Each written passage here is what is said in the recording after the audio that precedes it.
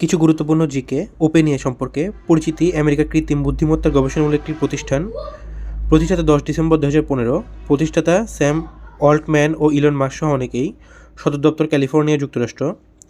ওপেনএআইয়ের প্রধান নির্বাহী কর্মকর্তা সিইও স্যাম অল্টম্যান। কৃত্রিম বুদ্ধিমত্তা গবেষণামূলক প্রতিষ্ঠান ওপেনএআইয়ের প্রতিদ্বন্দ্বী অ্যানথ্রোপিক। কৃত্রিম বুদ্ধিমত্তা সংবাদ উপস্থাপন। বিশ্বের প্রথম কৃত্রিম বুদ্ধিমত্তা সংবাদ উপস্থাপন চালু করেন চীন সংবাদ মাধ্যম সিনহুয়া। দেশের কৃত্রিম বুদ্ধিমত্তার নাম অপরাজিতা। চালু করে চ্যানেল 24। চালুর তারিখ 19 জুলাই 2023। কৃত্রিম বুদ্ধিমত্তা নিয়ন্ত্রণে বিশ্বের প্রথম আইন পাশ করে ইউরোপীয় ইউনিয়ন ইইউ। আরব দেশের প্রথম কৃত্রিম বুদ্ধিমত্তা ব্যবহার করে কুয়েত।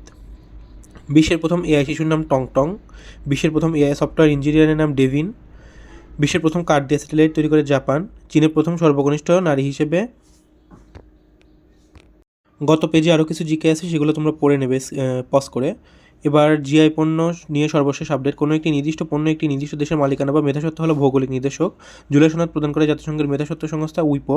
মোট জিআই জার্নালভুক্ত পণ্য 61টি। মোট সনদ লাভকারী জিআই পণ্য 55টি।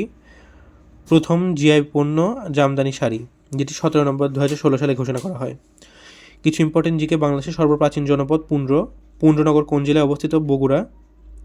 বাংলাদেশের সবচেয়ে প্রাচীন বসতি পুন্ড্রবর্ধন। জাতীয় মানবাধিকার কমিশন কোন সংস্থা? কোন ধরনের সংস্থা? স্বাধীন সংস্থা।